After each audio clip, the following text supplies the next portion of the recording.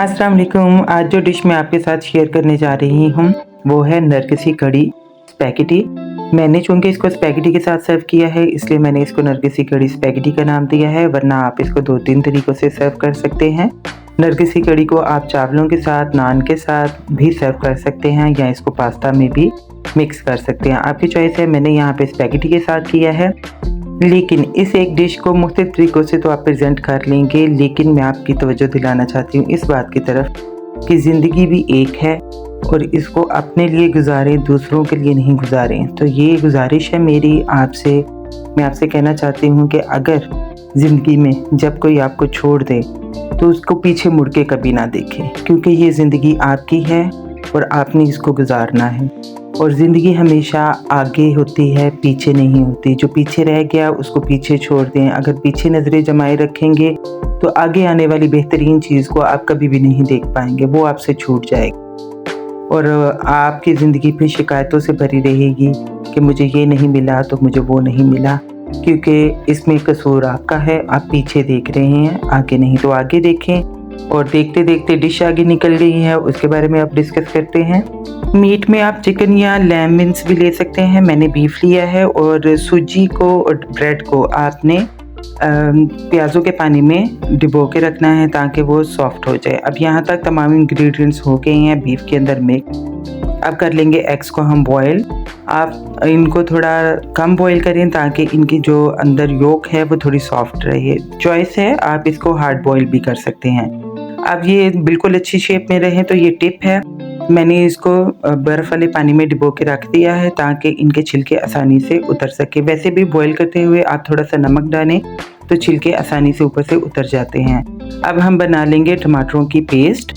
अच्छी तरीके से जब पेस्ट बन जाएगी तो इसमें हम डाल देंगे दही को, साथ ही इसमें डालेंगे हम थोड़ी सी हॉट सॉस और इसमें जाएगा 1 अंडा, जो कि मैं साथ ही डालना भूल गई थी इसलिए मैंने बाद में डाला है। तो 1 अंडा भी हम इसमें डाल देंगे। अब हमारे अंडे हो चुके हैं ठंडे, तो अब हम इनके ऊपर से छिलका उतार लेंगे। देखें आप कितनी आसानी से इसके ऊपर से छिलका उतर जाएगा और इनकी शेप भी बिल्कुल सही रहेगी, वरना अक्सर ये होता है कि छिलका उतारते हुए वाइट पार्ट जो है वो साथ उतरना शुरू हो जाता है। अगर आप इस तरह से डिप कर लेंगे तो बिल्कुल साफ़ सुथरा सा अंडा जो है वो इसमें से निकल आएगा।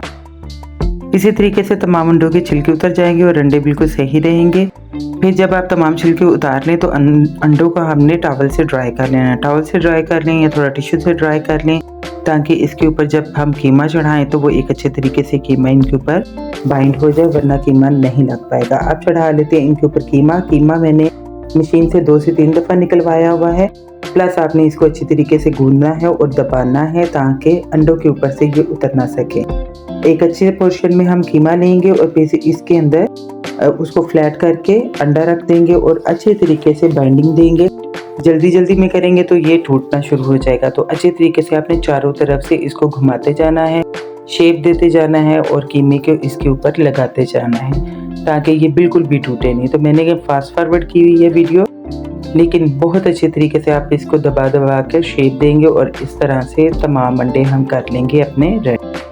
सूजी और ब्रेड जो हमने इसमें इस्तेमाल की है उसकी वजह से कीमे का टेक्सचर थोड़ा थिक और फ्लफ़ी आएगा। जब आप इसको फ्राई भी करेंगे तो ये नॉर्मल कीमे की तरह आपको इसका टेस्ट नहीं आएगा, ये थोड़ा फ्लफ़ी होगा और इसका टेक्सचर जो है वो बहुत सॉफ्ट होगा, इतना ज़्यादा क्रिस्पी नहीं होगा। तो आपको बहुत अच्छा इससे फ्लेवर आएगा। अब अंडे हो चुके हैं रेडी और बाकी जो कीमा बचा है मैंने उसकी बना ली है बर्गर पैटीज़। आप सेम मटेरियल को बर्गर पैटी में भी यूज़ कर सकते हैं, कोई इतना हार्ड एंड फास्ट रूल नहीं। मैं एक ही चीज़ से डिफरेंट चीज़ें अक्सर बना लिया करती हूँ और फ्लेवर डिफरेंट हो जाया करते हैं। अब हम कर लेंगे अंडों को फ्राई। इसके लिए आपने ऑयल को प्री हीट कर लेना है, लेकिन बहुत ज़्यादा तेज़ आंच पर नहीं रखना, ये याद रखिएगा। तेज़ आंच पे कीमा अच्छी तरीके से पक नहीं पाएगा। हमारा कीमा कच्चा है इसलिए हमने आंच रखनी है लो, और बहुत ज़्यादा अंडों का ढेर नहीं लगा देना वरना वो आपस में चिपकेंगे और टूट जाएंगे। तो आपने मिनिमम अंडे रखने हैं। मैंने अपने पैन के मुताबिक इसमें 3 चढ़ाए हैं, लेकिन मुझसे भी ये गलती हो गई, मैंने फ्राई करते हुए याद ही नहीं रखा कि मैंने इसके ऊपर कोटिंग करनी थी, क्योंकि जब कीमा पकना शुरू होता है तो कीमा स्क्वीज होना शुरू हो जाता है और इसकी वजह से दरार आ जाती है। तो ये मिस्टेक मुझसे हो गई, आप मत कीजिएगा। बेसिकली करना ये था कि अंडों के ऊपर एक कोट करनी थी। आप कोट जो है वो कॉर्नफ्लावर की कर लें, मैदे की कर लें, स्टार्च की कर लें या आप ब्रेड क्रम्स भी लगा सकते हैं, तो चॉइस है आपकी। तो मेरे 1-2 अंडे तो हो गए ख़राब, लेकिन फिर बचत हो गई। अब बाकी के अंडे भी मैंने फ्राई कर लिए हैं, शुक्र है वो नहीं टूटे हैं। अब बना लेंगे हमारी कड़ी का मटेरियल, जो कि हमने ब्लेंड करके ऑलरेडी रखा था। इसमें जाएगा अदरक और लहसुन, आप चाहें तो इसका पाउडर भी यूज़ कर सकते हैं। मैंने लिटिल क्रंच मुझे चाहिए था, तो मैंने इसमें पेस्ट यूज़ की है। तो आप क्या करेंगे, बटर लेंगे, बटर को कर लेंगे थोड़ा सा मेल्ट, हल्का सा इसमें डाल लेंगे ऑयल। मैंने वही ऑयल यूज़ किया है जो फ्राइंग में था, तो वहीं से थोड़ा लेंगे। पहले अदरक और लहसुन को हल्के से हम भून लेंगे। जब ये अच्छे से भून जाएगा तो फिर इसमें डाल देंगे हम मैदा डालने के बाद हम इसको थोड़ी देर के लिए भूनेंगे, साथ ही तमाम इंग्रेडिएंट्स भी शामिल कर लेंगे। हल्के से भूनने के बाद हम इसको पेस्ट के लिए तैयार कर लेंगे। अगर गुठलियाँ बने तो कोई टेंशन नहीं लेनी है, क्योंकि जब हम इसमें पेस्ट बनाएंगे तो ये सारी गुठलियाँ उसमें मिक्स हो जाएंगी।